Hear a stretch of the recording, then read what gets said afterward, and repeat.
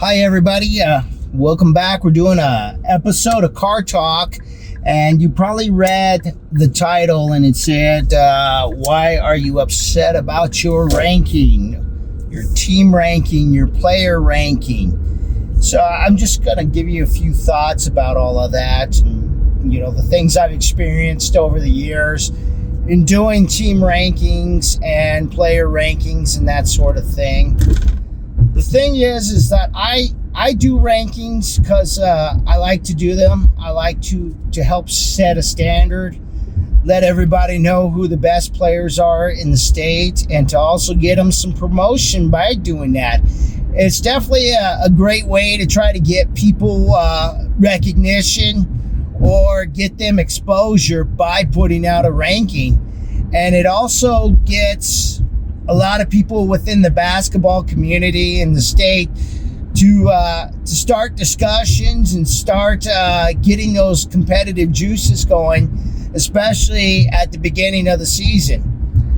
We all do rankings. They're never going to go away, and I have no problem with them, and I think they're great. And I like to do them because most people don't really like to do them because there is a lot of pushback. People do get upset. Some people are happy, some people aren't. It's just part of the business of how it's done. And I'm used to it. Honestly, I'm used to it. It doesn't bother me. And when I rank players, it's never personal. In fact, most of you guys, I don't really know personally. I don't really know you guys at all. As far as what you like to do and things like that. I know you as players, and where you go to school and where you play and positions and who you play for. And I've been following your high school careers, mostly from junior high on up. And now we start a new season. So, when I ask, well, why are you upset about your ranking? One thing that really kind of stands out for me is that some of you'll run out to social media and you'll try to, complain about it, question it, things like that. But what's interesting, in 5 years of doing rankings, nobody ever comes to me and asks me why I ranked you where I ranked you. Nobody has ever done that, and that's pretty that's odd to me, honestly. I would, if somebody ranks me, I would actually ask them, well, why'd you rank me there, or this or that. I would like to know the feedback or something like that. That's just me. That's just kind of how I was raised in my generation. That's kind of how we were. We would like to know, well, why did you rank us there? What was the reasoning behind that? And so, but you never really see that nowadays. I have not seen it ever, actually. Nobody's ever asked me, well, why did you rank me there? I'll sometimes get messages of people who think that they deserve to be on there, and I'll be like, okay, well, this is this and this is that, and I'll give you the reasons and the rationale and that sort of thing. But nobody ever asked me, well, why'd you rank me there, or how come you left that player out? And I don't necessarily do them publicly because that just starts storms, because people get emotional and they get out of hand and they don't know how to control themselves. So I never respond to comments. That's just my thing. I just never really respond to comments because it just sucks up so much time, and a lot of times you never get to a mutual beneficial conclusion on those things. It's just turns into just a talk show, basically, and it's not what I'm here for as far as rankings are concerned. And people will pull out their own agenda because they're trying to promote their kid no matter what. And so that's kind of why I don't bother responding to comments. But my DMs have always been open, and people more than welcome to ask questions at times. So I mean, that's kind of how I look at it, and it's just very it's very good for the community, in my opinion, and that's why I do the rankings as far as players are concerned. I ask a lot of questions about each player, and I already have a lot of metrics and things like that I look at, and And I factor in a lot of stuff just to kind of decide, how I'm going to rank them or why I think this player is better than that player. And a lot of times it's just really close. A lot of you are really close. You're just like one skill away or this or that. And it just makes for a very interesting type of situation. And so that's where it gets really difficult, especially at the end of the year. You really start looking at stats and things like that. And a lot of times I do a ranking kind of projecting on where you would be in college and how you would fit in college. That's another big factor in my rankings. That's kind of how I do a lot of that kind of stuff. So with that, and there's other things too that are kind of funny too, is that you'll see other people. I forget about this. I'm just rapping along here in the car going through the airport. I mean, if you look at this ceiling right here, just on a side note, look at that ceiling. That looks pretty wild. Anyways, that looks sketchy, that's for sure. But anyways, like I was saying, you get other stuff too. You get parents that get all upset, and it's because they're promoting their kid and things like that. And I understand that, and I get that. But a lot of times we got to be reasonable too. You'll get trainers, and they'll kind of scoff at your list, but you'll never see their list come out whatsoever. You'll never see that. You'll always see just a real small statement and nothing more, no argument to back it up. And I often wonder where their list is at. And I guess it's at the lost and found at Walmart or something. I don't know. But you'll see stuff like that, and it gets kind of tiresome. And frankly, that's where it all ends right there. When you look at things, I think a ranking is really good for the community, and I hope some other people start putting them out also, and we can have some really good debates. Now, as far as like team rankings and things like that, I really enjoyed those. I really did. I really enjoyed the team rankings. I think we're going to have a great season. It's about to start here on Thursday or Tuesday, the 28th here of February, and I'm excited about that. I'm excited about what's going to happen this year. I think we've got some really good teams in 5A, but there's still some questions. You look at Oregon Mountain, they look very stacked, and I think that the guard play, if it's good this year for the guard play at Oregon Mountain, I think we're going to have a really, really good Oregon Mountain team that could go all the way. But on the flip side, you got a Volcano Vista team that's going to look different from last season because Sean Alter is no longer there. He's moved on to play in the Philippines.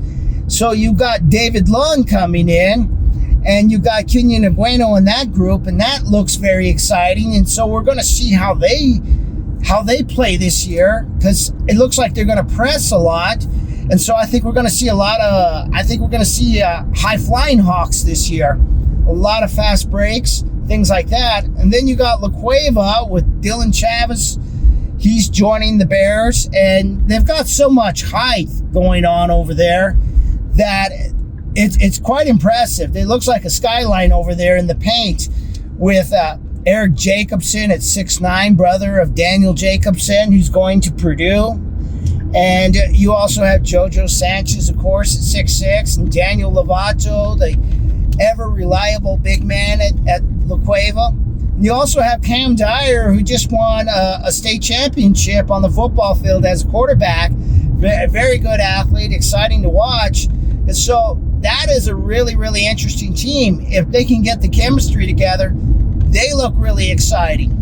You've got, in 4A, you've got Albuquerque Academy, Joe Jag, Justin Mask, and Dylan McCleskey. And that group is coming back for a repeat. Can they do it? I think it'll be a little tougher this year, but I think they can possibly do it. They look like a really strong, solid group. They look like they're doing well, and there's a good vibe over at Academy, and so it looks promising for them. But you got Valley too, and you can't ignore this group. It looks like it's going to be a group effort. A lot of good, strong players at Valley.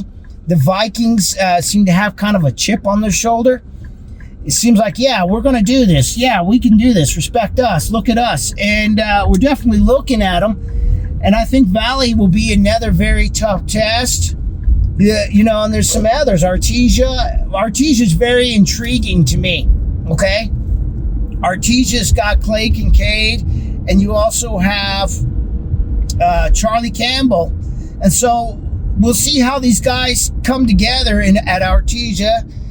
And you also have, of course, Lovington out there with Julian Arroyo and Cale Covington. That looks like a nice group. And then, of course, Highland, I just got questions, okay?